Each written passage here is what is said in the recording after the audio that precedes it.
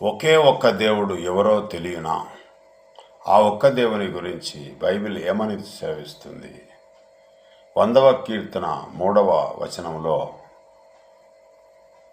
యెహోవాయే దేవుడని తెలుసుకొనుడి, ఆయనే మనల్ని పుట్టించెను, మనం ఆయన వారము, మనం ఆయన ప్రజలము, ఆయన మేపడి గొర్రెలము.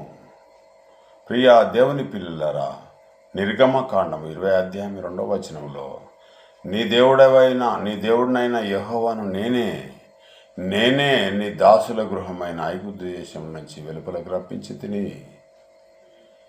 అదే విషయాన్ని మరొక విషయం యెహోషువ 22వ అధ్యాయం 22వ వచనంలో దేవుళ్ళలో యెహోవాయే దేవుడు, దేవుళ్ళలో యెహోవాయే దేవుడు. కనుక దేవుడు ఒక్కడే అని బైబిల్ సెలవిస్తుంది. ప్రియా దేవుని పిల్లలారా, ఆ ఒక్క దేవుడే యెహోవా. ఆయన